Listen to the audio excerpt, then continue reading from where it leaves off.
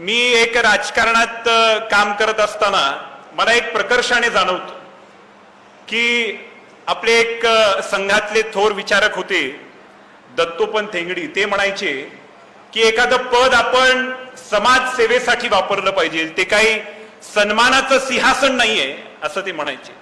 आणि त्याचं खऱ्या अर्थानं ज्वलंत उदाहरण जर कोण असेल तर आदरणीय मुरुमकर साहेबांना पाहिल्यानंतर त्यांच्यामध्ये दिसतं असं म्हटलं तर चुकीचं ठरणार नाही. कारण मला आठवतंय की ते काँग्रेस पक्षाचे कार्याध्यक्ष होते, त्यांच्या चिरंजीवाचा लग्नाचा कार्यक्रम होता आणि वडील नव्हते म्हणून मी त्यांचा एक प्रतिनिधी म्हणून त्यांच्या लग्नामध्ये गेलो होतो. आणि त्यावेळेस राष्ट्रीय काँग्रेस पक्षाचे अध्यक्ष मल्लिकार्जुन खरगे साहेब होते, तेव्हा नाना पटोलेजी होते आणि ते मुरुमकर साहेबासोबत त्या लग्न समारंभामध्ये एंट्री घेत होते. आणि मुरुमकर साहेबांनी मला दुरून पाहिलं की मी तिथं लग्नासाठी उपस्थित होतो म्हणून. भैया तुम्हाला आश्चर्य वाटेल की खरगे साहेबांना पटोले साहेबांना पुढे जाऊ देऊन ते माझ्यापर्यंत आले आणि मला म्हणाले की पाटील साहेब तुम्ही बरं झालं आलात, तुम्ही कवेकर साहेबांच्या वतीने या ठिकाणी उपस्थित, मला मनापासून आनंद आहे. आणि म्हणून मी जे म्हणालो की दत्तोपंत ठेंगडी साहेब जे म्हणाले की एखाद्या संघटनेची त्या ठिकाणी जर आघात कशा माध्यमातून होत असेल तर तो आराम परस कार्यकर्ते आणि स्टेटस कॉन्शियस लीडर. आणि म्हणून ते सगळे वक्तव्य आदरणीय पाटील साहेबांना खऱ्या अर्थाने त्या ठिकाणी सूट होतात. कारण एक सर्वसामान्यातला कार्यकर्ता कसा असतो, आपलं स्टेटस कॉन्शियस लीडर कसे नसतात याचं ज्वलंत उदाहरण त्या ठिकाणी मला पाटील साहेबांमध्ये पाहायला मिळालं. आणि म्हणून आज आम्हाला सगळ्यांना मनापासून आनंद होतोय साहेब. आज खरं तर आपण ह्या मतदारसंघाचं नेतृत्व करत असताना आदरणीय देवेंद्रजी महाराष्ट्राचं नेतृत्व करतायत.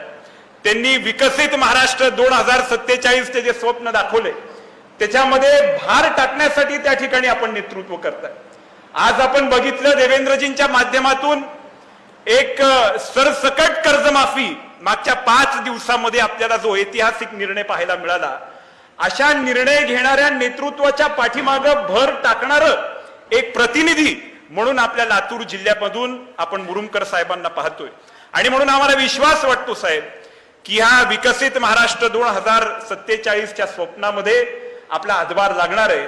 आणि त्याच्या माध्यमातून लातूर शहर जिल्ह्याचे जे प्रश्न आहेत, कचऱ्याचा प्रश्न असो, गटारीचा प्रश्न असो, सर्वसामान्यांचे जे प्रश्न आहेत त्यांना सुद्धा कुठेतरी वाचा फोडण्याचं काम आपल्या ह्या निवडीच्या माध्यमातून होणार आहे असा विश्वास वाटतो. इथले सर्वसामान्य कार्यकर्ते प्रचंड कष्टानं प्रचंड संघर्षानं काम करतात. म्हणजे मला आठवतंय की पूर्व भागातला आमचा एक बूथ प्रमुख तो स्वतःचा केळीचा गाडा चालवतो. म्हणजे प्रत्येक भागामध्ये जर तुम्ही केलं तर सहज कोणाचं राजकीय आयुष्य राहिलेलं नाहीये. आम्ही बाबळगावला 15 दिवसापूर्वी गेलो होतो. तिथं थडकर गुरुजी म्हणून त्यांची भेट झाली. आम्ही त्यांच्या घरी गेलो. ते मला म्हणाले की माझं घर अमित भैया देशमुखांच्या गडी समोरचा आहे, पण मला इथं भारतीय जनता पार्टीचा मोठा झेंडा लावायचा आहे. सगळे काँग्रेसचे कार्यकर्ते त्यांच्यापाशी गेले, त्यांना नोकरी लावतो म्हणाले, त्यांना कारखान्यावर घेतो म्हणाले. अनेक आमिषे दाखवल्यानंतर सुद्धा मी फोन केलं नसताना थडकर गुरुजींनी मला फोन करून सांगितलं कोणी काही म्हटलं तर आम्ही अजिबात जमू देणार नाही. या माझ्या घरावरती गडी समोर भारतीय जनता पार्टीचा झेंडा लावल्याशिवाय मी शांत बसणार नाही असा विश्वास त्या कार्यकर्त्यांनी त्या ठिकाणी दिला साहेब. आणि म्हणून ह्या सगळ्या कार्यकर्त्यांच्या संरक्षणासाठी, त्यांच्या देखभालीसाठी, त्यांच्यावर प्रेम करण्यासाठी आपल्या ह्या सर्व तमाम नगरसेवकांच्या माध्यमातून आपल्याला तिथं प्रतिनिधी म्हणून संधी मिळाली. मला विश्वास वाटतो या शहर जिल्ह्याचा अध्यक्ष म्हणून या सर्वसामान्य कार्यकर्त्यांसाठी आपण तत्परतेने उभे राहाल आणि लातूर शहराला विकसित महाराष्ट्र 2047च्या या प्रवासामध्ये आपण उभं कराल असा विश्वास व्यक्त करतो.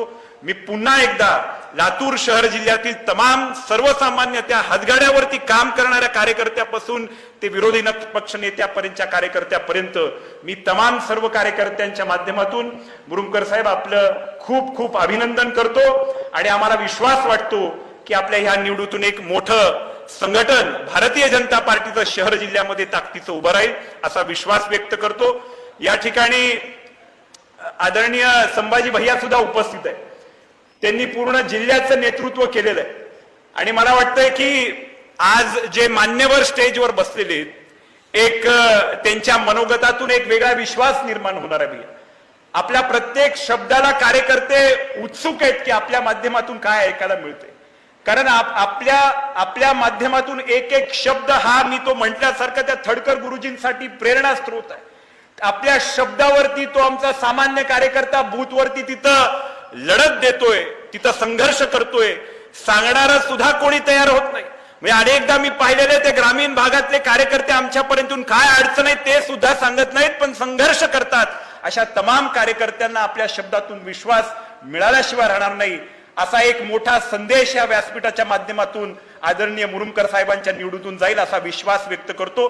पुन्हा एकदा इथं उपस्थित सर्व मान्यवरांचं स्वागत करतो आणि थांबतो. जय हिंद, जय भारत.